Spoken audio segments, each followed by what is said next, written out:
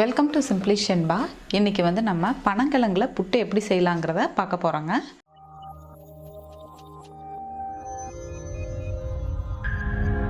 பார்த்திங்கன்னா இந்த பனங்கிழங்கு எடுத்திருக்கேன்.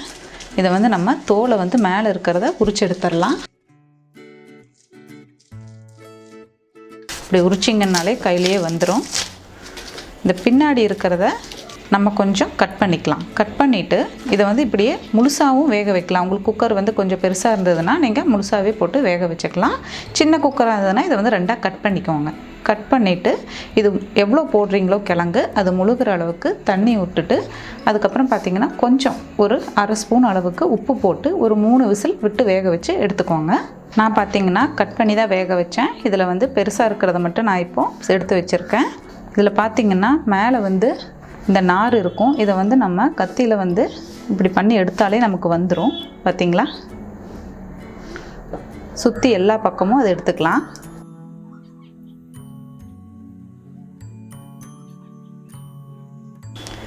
எல்லாத்துலேயும் இதே மாதிரி நம்ம எடுத்து வச்சுக்கலாம்.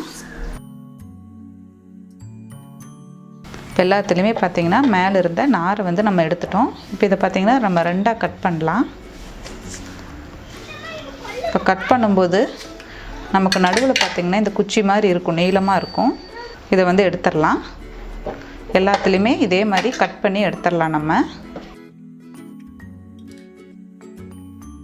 இதுவே நம்ம முழுசாக வச்சுருந்தோம்னா இந்த குச்சி மாதிரி இருக்கிறது பார்த்திங்கன்னா பெருசாகவே நமக்கு கிடைக்கும். நான் வந்து கட் பண்ணி வச்சுருக்கேன். எல்லாத்தையும் கட் பண்ணி வச்சுங்க. இப்போ பார்த்திங்கன்னா இதை வந்து நம்ம துருவி எடுத்துக்கலாம். பெருசு இருக்குது, நம்ம சின்னதில் துருவிக்கலாம்.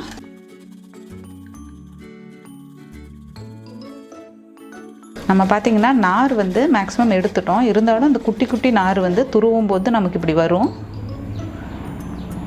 பார்த்திங்களா, இதெல்லாம் அப்படியே எடுத்துடலாம். இந்த இதில் ஒட்டி பிடிச்சிருக்கு, இதெல்லாம் நம்ம எடுத்துடலாம். அப்படியே எல்லாத்தையுமே நம்ம துருவி எடுத்து வச்சுக்கலாம். இப்போ பார்த்திங்கன்னா நம்ம வந்து நல்லா துருவி எடுத்தாச்சு. நாரெல்லாம் இல்லாமல் சுத்தமாக இருக்குது. இப்போ அடுத்தது வந்து ஒரு பவுல் எடுத்துக்கலாம். ஒரு கப் அளவு பச்சரிசி மாவு எடுத்துருக்காங்க, அதை சேர்த்துக்கலாம். கொஞ்சமாக தேவையான அளவு உப்பு சேர்த்துக்கலாம். நல்லா மிக்ஸ் பண்ணி விட்டுடுங்க.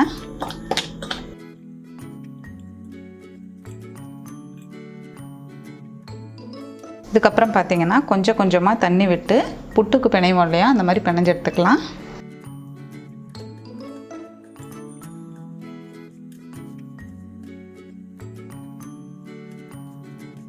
கொலா புட்டுக்கு பிணைவோம் இல்லையா, அந்த அளவுக்கு ஈரப்பதத்தோடு இருக்குது. இப்போ பார்த்திங்கன்னா இது கூடயே வந்து நம்ம துருவி வச்சுருக்கோம் இல்லையா பனங்கிழங்கு, அதையும் சேர்த்து மிக்ஸ் பண்ணிக்கலாம்.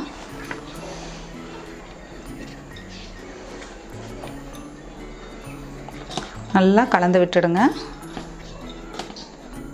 லைட்டாக தொட்டு பிணையணுங்க, இல்லைன்னா பார்த்திங்கன்னா அப்படியே அதை உருண்டை பிடிச்ச மாதிரி ஆகிடும். இப்போ நல்லா நம்ம எல்லாத்தையுமே வந்து ஈவனாக மிக்ஸ் பண்ணி எடுத்தாச்சுங்க. இனி வந்து நம்ம கொலா புட்டு குழாயில் வந்து ஃபில் பண்ணிக்கலாம்.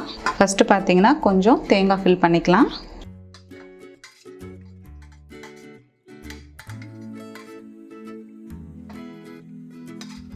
அடுத்ததாக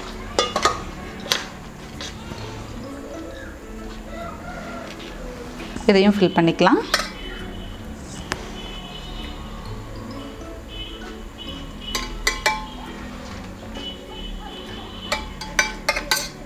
அடுத்தது கொஞ்சம் தேங்காய் போட்டுக்கலாம். நம்ம மேலே வரைக்கும் ஃபுல்லாக ஃபில் பண்ணி வச்சுங்க. லாஸ்ட்டாக பார்த்திங்கன்னா தேங்காய் போட்டு க்ளோஸ் பண்ணிடலாம். க்ளோஸ் பண்ணிக்கலாம். கொலா புட்டு பாத்திரத்தில் தண்ணி ஊற்றி வச்சுருக்கோங்க, சூடாயிட்ருக்கு. இப்போ வந்து இதை நம்ம மேலே வச்சுக்கலாம். நமக்கு சூடாகி வேக வேக பார்த்திங்கன்னா நமக்கு வெந்துருச்சுன்னு எப்படி தெரியும்னா, இந்த ஓட்டையில் நமக்கு மேலே ஆவி வரும். இப்போ இது வேகட்டுங்க. பார்த்திங்கன்னா மேலே நல்லா ஆவி வர ஆரம்பிச்சிருச்சு, நல்லா வெந்துருச்சு. இப்போ நம்ம வச்சு பார்த்திங்கன்னா 6-7 நிமிஷம் ஆச்சு.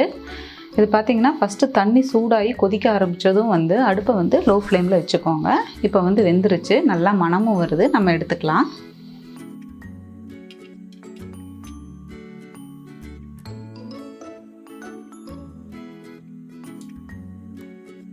அவ்வளோதாங்க, பனங்கிழங்கு புட்டு வந்து ரெடி ஆகிடுச்சு. நல்லா ஆவி வர வர அவ்வளோ மணமாக இருக்குங்க. பனங்கிழங்கு தேங்காயும் சேர்ந்த மணம் அவ்வளோ நல்லா இருக்குது. இது பார்த்திங்கன்னா பனங்கிழங்குலாம் குழந்தைங்க மேக்ஸிமம் சாப்பிட மாட்டாங்க. ஏன்னா வந்து அதில் நார் வந்து அதிகமாக வரனால அவங்களுக்கு மென்று முழுங்க தெரியாது. இது இந்த மாதிரி துருவி எடுத்து நீங்கள் புட்டாக செஞ்சு கொடுக்கும்போது அவங்களுக்கு வந்து சாப்பிட்றதுக்கும் நல்லாயிருக்கும்.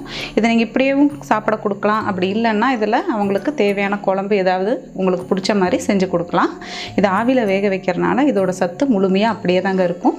பனங்கிழங்கு பார்த்திங்கன்னா நமக்கு எல்லா சீசன்லேயுமே வந்து கிடைக்காது. இதை வந்து கிடைக்கிற சீசனில் வந்து மிஸ் பண்ணாமல் வாங்கி சாப்பிட்டு பாருங்கள். இந்த மாதிரி சீசனல் ஃபுட்ஸ் வந்து நம்ம குழந்தைகளுக்கு கொடுத்துட்டு வரும்போது பார்த்திங்கன்னா அவங்க வந்து லைஃப் லாங் நல்லா ஆரோக்கியமாக இருப்பாங்க. இந்த மாதிரி ஹெல்த்தியான ரெசிபிஸ் வேணும்னா சிம்பிளி ஷென்பா சேனலை சப்ஸ்கிரைப் பண்ணாதவங்க சப்ஸ்கிரைப் பண்ணிக்கோங்க. லைக் பண்ணுங்கள், கமெண்ட் பண்ணுங்கள், ஷேர் பண்ணுங்கள். தேங்க்யூ.